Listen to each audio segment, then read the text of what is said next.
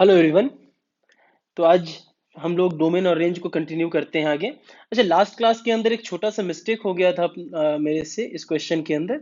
इसके अंदर मिस्टेक क्या हो गया था कि एल एन एक्स की जो वैल्यू होती है वो एल एन एक्स की जो वैल्यू होती है वो कहाँ से कहाँ तक होती है, माइनस इन्फिनिटी से इन्फिनिटी होता है एल एन एक्स का जो रेंज होता है।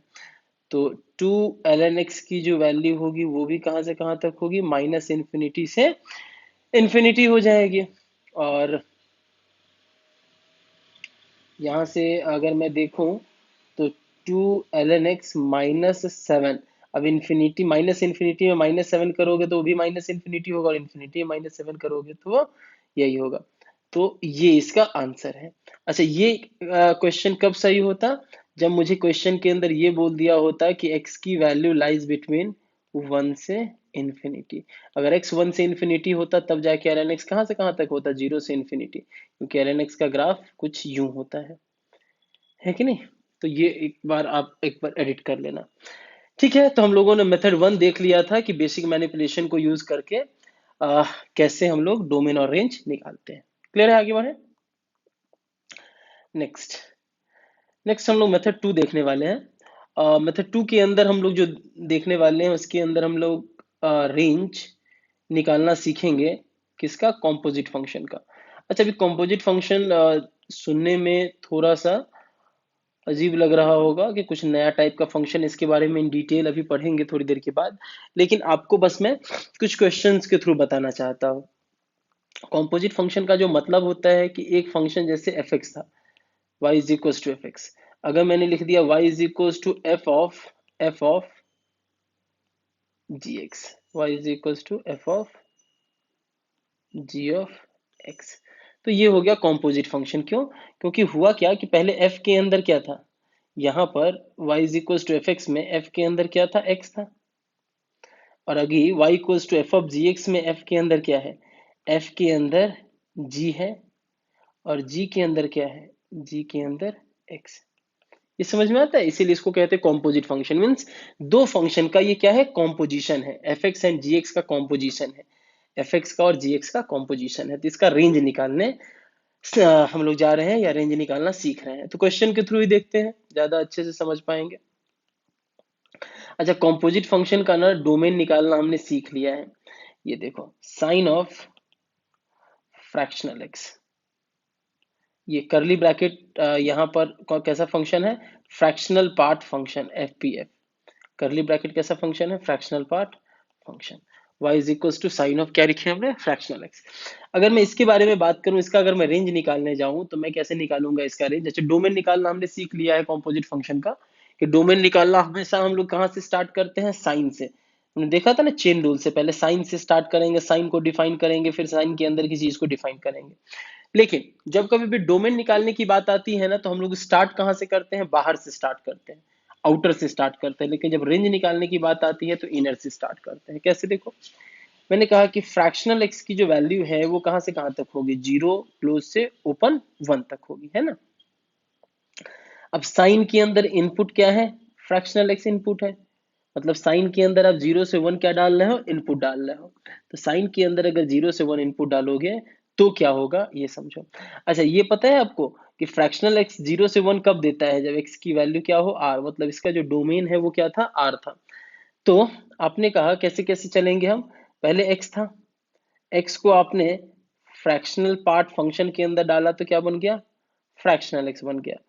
और इसको साइन के अंदर डाला तो क्या बन गया, साइन ऑफ फ्रैक्शनल एक्स बन गया। ये समझ में आया। यहाँ पर x क्या था, r था, इनपुट क्या डाला आपने, r डाला। तो आपको फ्रैक्शनल x कहाँ से कहाँ तक देगा, 0 से 1। अभी साइन कहेगा कि मैं 0 से 1 में क्या हो सकता हूँ, तो आपको साइन का क्या बना लेना होगा, ग्राफ बना लेना होगा। ये रहा साइन का ग्राफ, 0, और ये कितना होता है, पाई/2। ये कितना, सॉरी, ये होता है पाई, ये होता है पाई होता है अपने पास, और ये होता है पाई/2। तो 1 कहाँ पे होगा, 1 कहीं इधर होगा, 1 कहीं इधर होगा। 0 से पाई/2 में साइन कैसा फंक्शन है, इंक्रीजिंग फंक्शन है। तो आप देख सकते हो, अगर मैं 0 से 1, क्योंकि इनपुट क्या है, 0 से 1 है। अच्छा, 1 पे ओपन है, तो यहाँ पर ये क्या, ये वैल्यू कितनी है, साइन 1। तो 0 से 1 के बीच में जो मेरा रेंज है वो कितना हो जाएगा, sine zero is what, zero से साइन कहाँ तक, वन ओपन।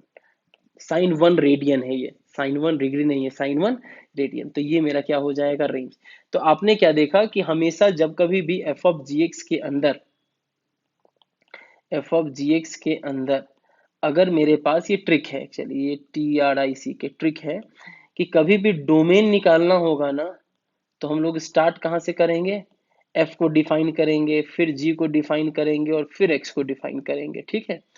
अच्छा, अब डोमेन निकालने के बाद, क्योंकि रेंज निकालने के लिए सबसे पहले क्या निकालना होता है, डोमेन।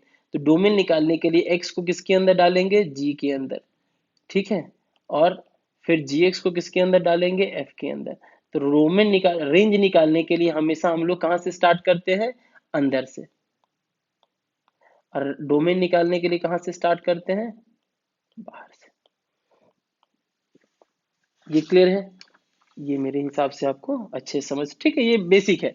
डोमेन हमेशा बाहर से चेन रूल से निकालो, डोमेन निकल गया तो रेंज हमेशा अंदर से निकालना स्टार्ट करते हैं, क्योंकि जो डोमेन की वैल्यू हो वो पुट करते जाओ, और उसके रिस्पेक्ट जो आउटपुट मिलता जाता है, उस आउटपुट को ही तो अपन क्या कहते हैं, रेंज कहते हैं।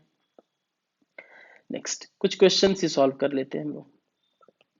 Sign two times fractional part plus one, ये फिर से क्या है, फ्रैक्शनल पार्ट फंक्शन एफपीएफ।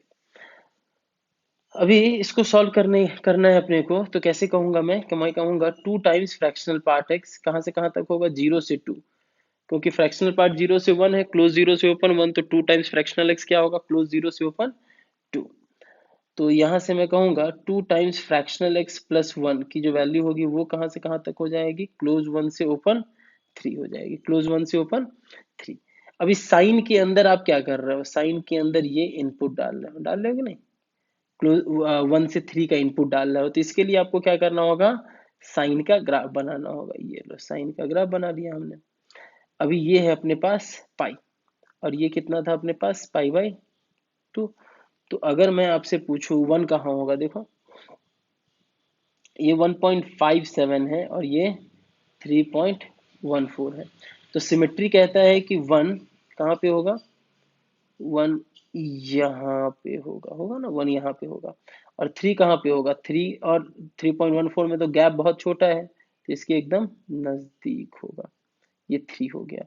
अच्छा, थ्री पे ओपन रहेगा तो साइन थ्री इस पे वैल्यू होगी, इस पर भी क्या रहेगा, ये ओपन, साइन ऑफ थ्री। और ये वैल्यू कितनी है, ये वैल्यू तो वन है, और ये वैल्यू कितनी है, ये वैल्यू साइन ऑफ वन है। तो अभी देखो, मैंने कहा कि वन से थ्री के बीच में अगर मेरा डोमेन है तो मिनिमम वैल्यू कितनी हो जाएगी, तो मिनिमम वैल्यू दिख रहा है मुझे open sine three, open sine three, और मैक्सिमम वैल्यू कितना है, क्लोज वन। तो ये मेरा क्या हो जाएगा, रेंज। तो ये रेंज ऑफ कॉम्पोजिट फंक्शन निकालना थोड़ा बहुत हम लोग सीख रहे हैं। तो आपने देखा कि सबसे पहले मैंने क्या किया, सबसे पहले मैं डोमेन निकालता हूं, तो डोमेन यहाँ पर निकालोगे तो इसका डोमेन आर आ जाएगा, और डोमेन निकालने के बाद आप जब रेंज निकालोगे अंदर से स्टार्ट करोगे, किससे, two fractional part x plus one को पहले निकाल लो और फिर साइन को। तो ये कॉम्पोजिट फंक्शन है, तो ठीक है, तो ज्यादा इसके अंदर उलझना नहीं है। आपको हर एक फंक्शन के बारे में जब डेप्थ नॉलेज आ जाएगा ना, तो चीजें अपने आप आपको समझ में आ जाएंगी, ठीक है। चलो एक और क्वेश्चन देख लिया जाए, क्वेश्चंस के थ्रू ही डोमेन रेंज अपन समझेंगे, थियरी इसके अंदर नहीं होता है। ये फ्रैक्शनल पार्ट फंक्शन है, fractional part of three sine square x minus two whole divided by ten, where this represents fractional part function, this represents fractional part function। कैसे करेंगे अपन, यहां से देखो, तो सबसे पहले साइन स्क्वायर कहां से कहां तक, जीरो से one, two sine square, sorry three sine square कहां से कहां तक, जीरो से थ्री। अच्छा, और three sine square x minus two कहां से कहां तक, जल्दी से बता दो, three sine square x minus two कहां से कहां तक हो जाएगा, माइनस टू से वन, ठीक। तो three sine square x minus two whole divide, क्योंकि टेन से डिवाइड किया और टेन क्या है, पॉजिटिव नंबर, तो आप सीधा इसको डिवाइड कर सकते हो कहां से कहां तक, माइनस वन बाई फाइव से लेके वन बाई टेन तक, माइनस वन बाई फाइव से लेके वन बाई टेन तक। अभी अभी क्या करना है, इसका फ्रैक्शन लगाना है, किसका, इस पूरे का। तो फ्रैक्शनल पार्ट का मुझे क्या बनाना पड़ेगा, ग्राफ बनाना पड़ेगा। चलो, ये समझ में आ रहा है ना, ये आप नोट डाउन कर सकते हो, यहाँ तक नोट डाउन कर लो। और यहाँ तक आप नोट डाउन करने के बाद आगे देख सकते हो फ्रैक्शनल पार्ट का अगर आप ग्राफ बनाने जाओगे तो कैसा बनेगा ग्राफ फ्रैक्शनल पार्ट का।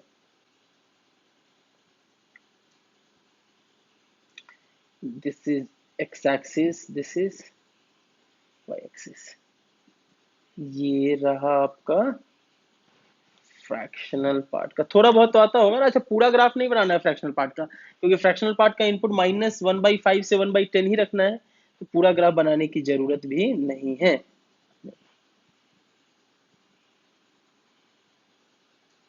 ये रहा अपने पास 1, ये रहा अपने पास, ये ओपन होगा, और यहाँ ये कितना रहा -1। तो -1/5 माइनस का, अच्छा -1/5 है, और कितना है 1/-1/5 है, और 1/10 है, तो -1/5 और 1/10, तो -1/5 कहीं यहाँ पे होगा, है ना, और 1/,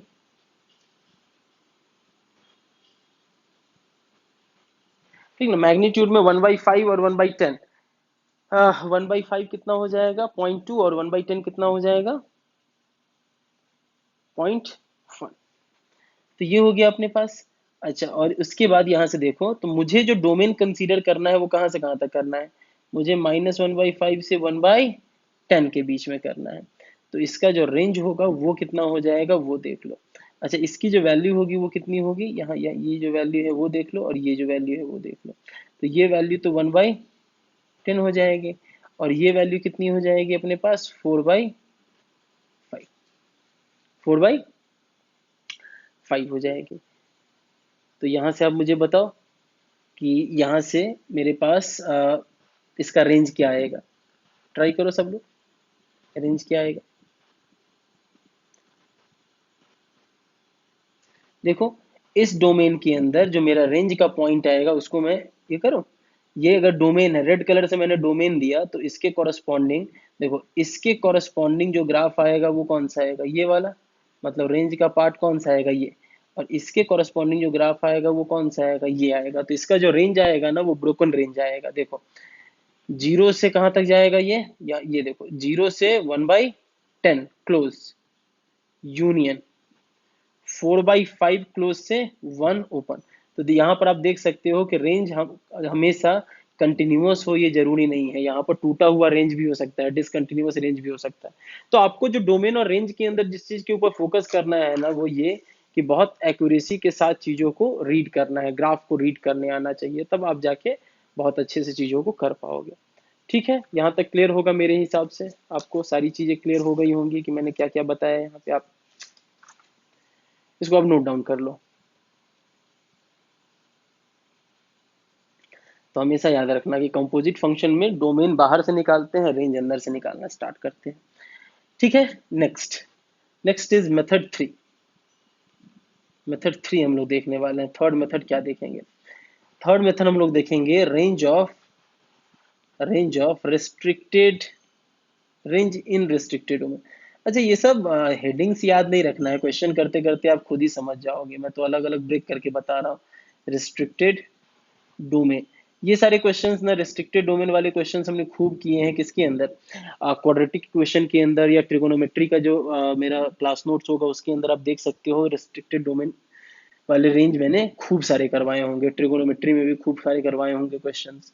तो देखो, जैसे यहाँ पर देखो, मैंने कहा कि अगर साइन एक्स का अगर मैं आपसे रेंज पूछूं, तो मैंने अगर यहाँ पर रेंज पूछा है साइन एक्स का और मैंने कुछ भी नहीं दिया है एक्स की कौन सी वैल्यू, तो आप एक्स की कौन सी वैल्यू लेके चलोगे, ऑब्वियस सी चीज है कि आप डोमेन लेके चलोगे, क्योंकि अगर मैंने कोई वैल्यू नहीं दी है एक्स की तो आप पूरा का पूरा डोमेन लेके चलोगे। और पूरा का पूरा डोमेन के अंदर जो इसका रेंज होता है वो क्या होता है बताओ, इसका जो पूरे डोमेन के अंदर रेंज होगा वो हो जाएगा -1 से 1। ठीक है, y equals to sine x में अगर मैंने डोमेन नहीं दिया है तो आप पूरा का पूरा इसका डोमेन लेके चलोगे और पूरे के पूरे डोमेन में इसका रेंज कितना हो जाएगा, -1 से 1। लेकिन अगर मैंने एक क्वेश्चन इसी y equals to sine x की ही बात कर रहा हूं, अगर मैंने बोला कि नहीं मुझे ना x की वैल्यू -π/2 से π/2 ही चाहिए, अच्छा इसके कॉरस्पॉन्डिंग अगर आप ग्राफ बनाते फर्स्ट वाले के कॉरस्पॉन्डिंग, तो आप पूरा का पूरा ग्राफ बनाते हो, पूरे के पूरे ग्राफ के अंदर आप क्या निकालने की कोशिश करते हैं, रेंज निकालने की कोशिश करते हैं, है ना। लेकिन x की वैल्यू -π/2 से π/2 की अगर मैं बात करूंगा तो आप क्या करोगे, आप पूरा का पूरा थोड़ी ना ग्राफ बनाओगे, आप क्या करोगे, आप इसका -π/2 से लेके π/2 के बीच का ग्राफ बनाओगे। ये रहा -π/2 से π/2 के बीच का ग्राफ बनाते, इसी को कहते हैं रेस्ट्रिक्टेड डोमेन। कि डोमेन को आपने क्या कर दिया, रेस्ट्रिक्ट कर दिया। पहले आपने डोमेन को रेस्ट्रिक्ट नहीं किया था, जितना हो सकता था डोमेन उतना आपने इसको लेने दिया, यहाँ आपने डोमेन को रेस्ट्रिक्ट कर दिया। तो डोमेन को रेस्ट्रिक्ट किया तो इस केस के अंदर इसका रेंज फिर से क्या हो जाएगा, -1 से 1। इसका रेंज हो जाएगा -1 से कहां तक हो जाएगा, -1 से 1। ये क्लियर है ना। अच्छा अगर मैं थोड़ा सा और रिस्ट्रिक्ट करता हूँ, थर्ड क्वेश्चन लेता हूँ कि मैंने कहा कि देखो मुझे ना साइन एक्स का ही रेंज चाहिए, लेकिन मुझे एक्स की वैल्यू -1.4 से लेके 2 के बीच में चाहिए। तो मैंने कहा यार -1.4 से 2 चाहिए, मतलब मुझे सबसे पहले क्या करना होगा, साइन एक्स का ग्राफ बनाना होगा। अच्छा साइन एक्स का ग्राफ किस डोमेन के अंदर, -1.4 से 2। तो देखो ये होता है अपने पास π/2 1.57 है ना, 1.57। तो 2 कहां पर होगा, कहीं यहां पर होगा 2, यहां पर होगा 2, ठीक है। और -1.4 ये होता है -π/2 -1.57। तो माइनस का 1.4 कहीं यहां पर होगा, माइनस का 1.4 यहां पर होगा। ये क्लियर है यहां तक, माइनस का 1.4 यहां पर होगा। तो मैंने कहा कि अगर मैं, मेरे पास डोमेन ये पूरा का पूरा पोर्शन है, तो इस पूरे के पूरे डोमेन वाले पोर्शन में मेरा जो ग्राफ है वो कौन सा है, मैं ग्राफ को एक बार अंडरलाइन कर देता हूं। ये पूरा का पूरा ग्राफ मेरे काम का है। और इस पूरे ग्राफ में जो सबसे जो छोटी वैल्यू है वो कितनी है, ये वाली वैल्यू। और ये कितनी है वैल्यू, -sin 1.4 रेडियन। और सबसे बड़ी वैल्यू क्या है, सबसे बड़ी वैल्यू sin 2 नहीं है, सबसे बड़ी वैल्यू sin π/2 है, मीन्स 1। तो यहाँ से आपने देखा कि अगर आपको ग्राफ रीड करने आता है तो यहाँ से आप चीजों को अच्छे से कर पाओगे, ठीक है। तो ये समझ में आया। अच्छा इस सब टाइप का क्वेश्चन करते थे ना, कि एक क्वेश्चन मैं दे भी देता हूं कि sin 1, sin 2 और sin 3 इनको ना असेंडिंग ऑर्डर में अरेंज करो। sin 1, 1 जब भी लिखा वो रेडियन होता है, sin 1 sin 2 और sin 3 को असेंडिंग ऑर्डर में अपने को अरेंज करना है। ये आपका होमवर्क है, क्वेश्चन एक बार ट्राई करना। तो ये सब ग्राफ को रीड करने का एक तरीका होता है, ग्राफ जितने अच्छे से आपको रीड करने आएगा चीजों को आप उतने अच्छे से कर पाओगे, ठीक है। यहाँ तक तो ये मेरे हिसाब से आपको क्लियर हो गया होगा। Next method 4। मेथड 4 हम लोग क्वाड्रेटिक के अंदर बहुत अच्छे से किया करते थे, याद होगा आपको। बहुत सारे केसेस देखते थे, क्या क्या देखते थे, y is equals to linear upon linear देखते थे। दूसरा केस क्या देखते थे, y इज इक्वल्स टू देख लिया करते थे हम लोग। और लीनियर अपॉन क्वाड्रेटिक देखते थे, लीनियर अपॉन क्वाड्रेटिक। तीसरा देखते थे मान लो y is equals to 1 linear देख लेते थे। फिर जितने भी पॉसिबल केसेस है वो सारे मैं बता देता हूँ, 1 क्वाड्रेटिक देख लेते थे। पांचवा सीधा लीनियर ले लो एक। छठा y इज इक्वल्स टू सीधा क्वाड्रेटिक ले लो एक। सातवां y is equals to quadratic upon quadratic भी देख लेते थे, क्वाड्रेटिक अपॉन क्वाड्रेटिक भी देख लेते थे। तो ये सारे केसेस हम लोगों ने बहुत अच्छे से डील किया है, कहाँ पे, क्वाड्रेटिक में बहुत अच्छे से डील किया है। बस एक दो एग्जांपल लेके मैं आगे बढ़ जाऊंगा, कैसे रेंज निकालते हैं ये सब बहुत अच्छे से मैंने बताया है। अच्छा बेस्ट मेथड मेरे से पूछोगे तो क्या होगा, बेस्ट वे इसका होगा कि ग्राफ बनाना आप सीख लो। Best way is to plot graph, graph बनाना सीखो, ग्राफ पे फोकस करो, ठीक है।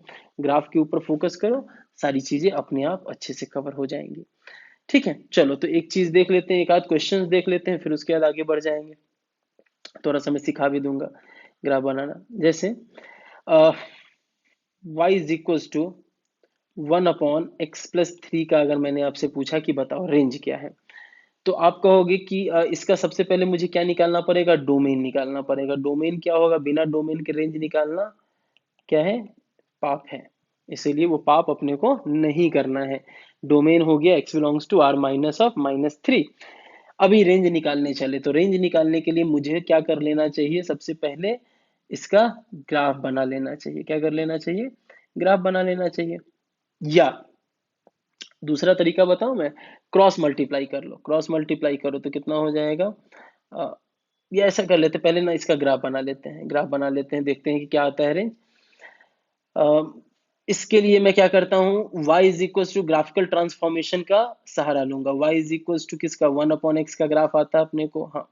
फिर x को किससे रिप्लेस करेंगे, x -3 से, तो किसका ग्राफ आ जाएगा, y इक्वल टू x को x+3 से, तो y इक्वल टू x+3 का ग्राफ आ जाएगा। चलो बनाते हैं।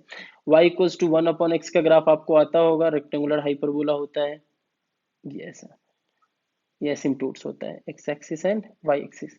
अभी आपको क्या करना है, इस ग्राफ के अंदर x को x+3 से रिप्लेस करना है, मतलब पूरे ग्राफ को क्या करना है, 3 यूनिट पीछे की तरफ शिफ्ट करना है, towards negative x axis, towards negative x axis, towards negative x axis shift करोगे तो अभी जो आपका एसिम्पटोट्स था वो एसिम्पटोट्स क्या था, y x इक्वल्स टू 0।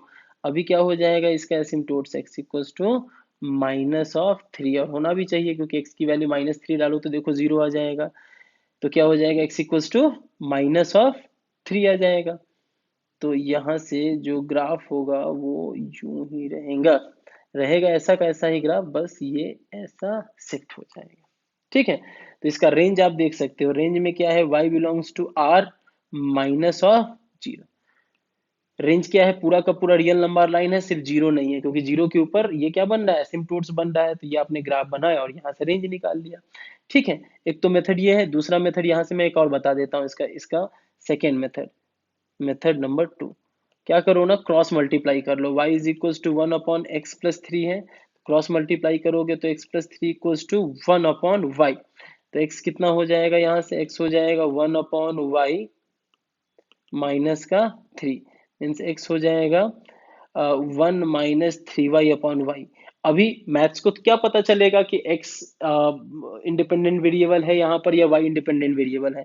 अगर मैं कहूंगा कि इसका मुझे डोमेन निकाल के बताओ, तो आप क्या कहोगे, y बिलोंग्स टू r -0, और यही क्या हो जाएगा, यही तो इसका रेंज हो जाएगा ओरिजिनल क्वेश्चन का। तो ये भी एक तरीका होता है, मेथड होता है, जिससे हम क्या निकाल सकते हैं, रेंज निकाल सकते हैं। क्लियर है यहाँ तक? तो इन सारी चीजों को आप अच्छे से ध्यान रखोगे, नोट डाउन कर लो, फिर आगे बढ़ेंगे हम लोग।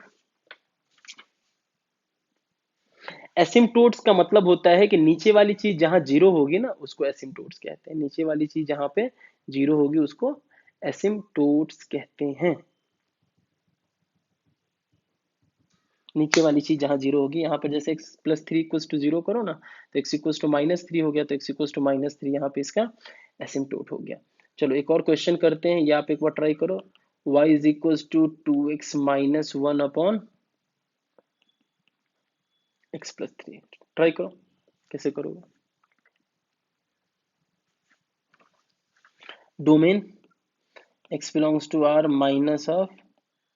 -3। रेंज निकालने के लिए क्या करोगे, सबसे पहले मेथड नंबर 1 ले लेते हैं। मेथड नंबर 1 में सिंगल वेरिएबल में कन्वर्ट करो। कैसे, देखो 2 टाइम्स x+3 इसको जबरदस्ती बना दो, तो क्या बन गया 2x+6, और -1 है तो क्या करोगे, -7/x+3। तो क्या हो गया ये 2 - 7/x+3। और मुझे पता है 1/x+3, 1/x+3 का जो रेंज है वो कितना है, 1/x+3 का रेंज तो तुमको पता है ना कितना, r-0, मतलब -∞ से 0 यूनियन 0 से इन्फिनिटी। ठीक है, तो अगर मैं -7/x+3 का करूं तो माइनस साइन के कारण इनइक्वालिटी उल्टा हो जाएगा। तो देखो ये कितना हो जाएगा, -∞ से 0 × 7 इज 0, यूनियन, और ये कितना हो जाएगा 0 से प्लस इन्फिनिटी। ठीक है ना, ये सब आता है, इस सब में कुछ ज्यादा है नहीं। तो 2 माइनस, इसमें मतलब आपने क्या कर दिया, 2 ऐड कर दिया। अगर इसमें आपने 2 ऐड किया तो माइनस इन्फिनिटी में 2 ऐड करोगे तो माइनस इन्फिनिटी से 2, यूनियन, यूनियन कहाँ से कहाँ तक, 2 से इन्फिनिटी, माइनस इन्फिनिटी से 2 यूनियन 2 से इन्फिनिटी, ये इसका क्या हो गया रेंज। हाँ, इसका आप ग्राफ बनाना चाहोगे तो ग्राफ भी बन जाएगा। देखो ग्राफ एक बार बना देता हूं मैं, ठीक है ना, ट्रांसफॉर्मेशन लिख देता हूँ, ग्राफ तो आप खुद ही बना लोगे। ट्रांसफॉर्मेशन लिख देता हूँ, किसका ग्राफ बनाना था अपने को, y is equals to 2 - 7/x+3 का इसका ग्राफ बनाना है। तो y is equals to 1/x, फिर x को x+3 से, means left side x axis के शिफ्ट करते हैं ना, सब याद है, सब पढ़ा है हमने, अच्छे से डिटेल में पढ़ा है। अच्छा, फिर यहाँ से y को -y का मतलब x एक्सिस के अबाउट मिरर इमेज, -1/x+3, और फिर क्या करोगे, फिर आप क्या करोगे, y को y/7, मीन्स 7 टाइम्स आप ग्राफ को y एक्सिस के अबाउट क्या करोगे, स्ट्रेच करोगे। तो y इज इक्वल टू कितना हो गया, -7/x+3। और लास्ट में क्या करोगे, लास्ट में यहाँ पे -7/x+3, फिर क्या करोगे, y को y-2, y क्या हो गया, 2 - 7/x+3। ठीक है, तो ये ट्रांसफॉर्मेशन है और पूरे को यूज करके आप यहाँ पे ग्राफ बना लेना। ट्राई करो एक बार।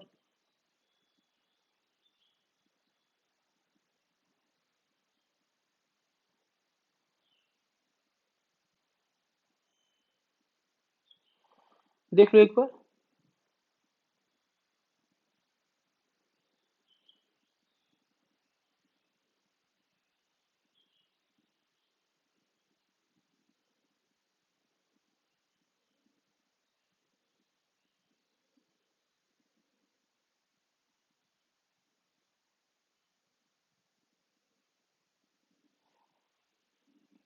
ग्राफ आप प्लॉट कर लोगे। अच्छा चलो, इसका मेथड 2 से भी सॉल्व कर लिया जाए। मेथड 2 में क्या सीखा था हमने, वही y इज इक्वल्स टू कितना था क्वेश्चन के अंदर, y इक्वल्स टू था अपना क्वेश्चन 2x -1/x+3। तो आप इसको क्रॉस मल्टीप्लाई करो तो कितना हो जाएगा, xy+3y इक्वल्स टू 2x-1। तो यहाँ से x कितना आ गया, -3y-1/2 - y। तो इसका अगर डोमेन निकालने जाओगे तो क्या हो जाएगा, y बिलोंग्स टू r -2। तो यही आंसर क्या हो जाता है, y बिलोंग्स टू -इन्फिनिटी से 2 यूनियन 2 से इन्फिनिटी। ये अपना क्या हो गया, आंसर हो गया। ठीक है, तो ये सब आपको आता है और ये सारी चीजें आप बहुत अच्छे से कर लोगे। तो ये इसमें यहाँ से मुझे क्या मिल जाता है, एसिम्टोट्स। एसिम्टोट्स कैसे मिलता है, नीचे वाली चीज को जीरो कर दो, x+3, मीन्स इसका एसिम्टोट क्या हो जाएगा, x equals to -3 line, x equals to -3 line क्या हो जाएगा, इसका एसिम्टोट हो जाएगा। ठीक है, तो एक क्वेश्चन होमवर्क के लिए दे देता हूं मैं, एक क्वेश्चन आप लोग ट्राई करना, y is equals to 2x+1। अच्छा, कोशिश करना ग्राफ बना के ही करने का, ग्राफ के ऊपर कमांड होगा, डोमेन रेंज बहुत अच्छे से समझ में आ जाएगा। ग्राफ के ऊपर कमांड नहीं होगा, डोमेन रेंज के अंदर दिक्कतें आएंगी। ठीक है, तो ये वाले क्वेश्चन को आप घर पे एक बार ट्राई करना। इसका आंसर क्या आता है, इसका भी आंसर मेरे हिसाब से r-2 ही है शायद। हाँ, इसका भी answer y belongs to r-2 आएगा। आप एक बार ट्राई करना, देखना आता है आंसर कि नहीं। चलो एक और क्वेश्चन देख लेते हैं, क्वेश्चन के थ्रू ही आज चीजें देखेंगे। क्वेश्चन एक और देख लेते हैं हम लोग। नेक्स्ट क्वेश्चन है क्वाड्रेटिक अपॉन क्वाड्रेटिक के अंदर, लेकिन पता है ये क्वाड्रेटिक अपॉन क्वाड्रेटिक के अंदर खास बात क्या है कि इसके अंदर फैक्टर ना कॉमन आ रहे हैं, 2x² + 7x - 9। तो इसके अंदर खास बात ये है कि y is equals to x-1 into x plus कितना हो गया, x-1 इंटू एक्स प्लस का 6।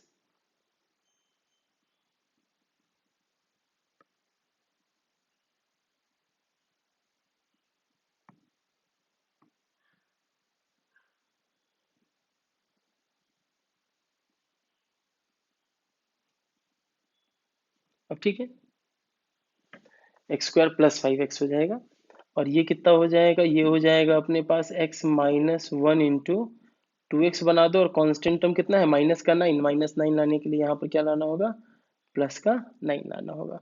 तो यहाँ से ये काट तो दोगे, अच्छा इसका डोमेन लिखने जाओगे तो x belongs to r minus of curly bracket के अंदर 1 कॉमा माइनस ऑफ 9/2, क्योंकि डिस्क्रीट पॉइंट है ना, तो इसीलिए करली ब्रैकेट के अंदर इससे रिमूव करेंगे। तो ये याद रखना। तो अपने पास क्या बन गया, y इज इक्वल्स टू क्या बन गया अपने पास, बोलो x+6, x+6 अपॉन 2x+9। अच्छा x नॉट इक्वल्स टू क्या है, x नॉट इक्वल्स टू 1 है, ये याद रखोगे। तो अगर इसका रेंज निकालने के लिए आप क्रॉस मल्टीप्लाई करोगे तो क्या हो जाएगा, 2xy plus 9y is equals to x+6। तो यहाँ से x कितना आ जाएगा, 6 माइनस का 9y अपॉन कितना आ जाएगा यहाँ से 2y माइनस 1, 2y-1। ठीक है, तो यहां से मैंने कहा कि y की वैल्यू कितनी आ जाएगी, r माइनस ऑफ कितना, हाफ। लेकिन ये मेरा आंसर नहीं है, याद रखना, x 1 नहीं था तो y क्या नहीं होगा, y को यहाँ पर 1 पुट करो, यहाँ 1 पुट करोगे तो कितना हो जाएगा, 7/11। तो y should not equals to 7/11।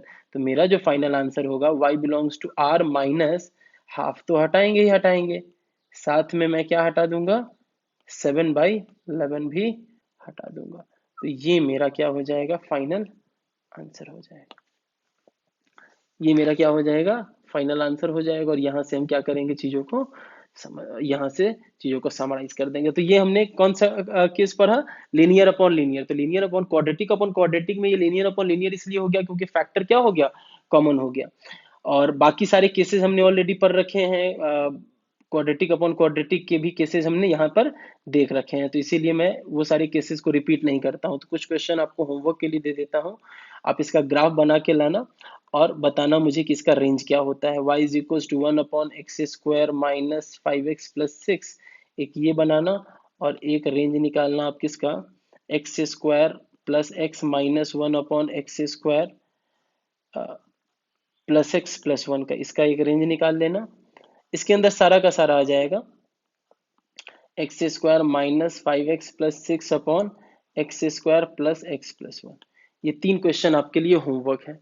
तो आज के लेक्चर में सिर्फ इतना ही देखेंगे, तो ये 3 क्वेश्चन आप होमवर्क करके आना। अच्छा इसका ग्राफ भी बना के आना, इसका रेंज, डोमेन, इसका रेंज, डोमेन और ग्राफ, ये तीनों का तीनों आप बना के लाना। और नेक्स्ट क्लास के अंदर हम इसको डिस्कस करेंगे, फिर नेक्स्ट 2 मेथड्स और है वो डिस्कस करेंगे। अच्छा तो आपको क्या क्या पढ़ के आना होगा उसके लिए मैं ही बता देता हूँ। एक बार आप ना मैक्सिमम मिनिमा जो आपने फिजिक्स के अंदर पढ़ा होगा, एक बार वो मैक्सिमम मिनिमा पढ़ लेना। डिफरेंशिएशन आप थोड़ा सा सीख लेना, डिफरेंशिएशन करना है तो थोड़ा सा आपको आना चाहिए।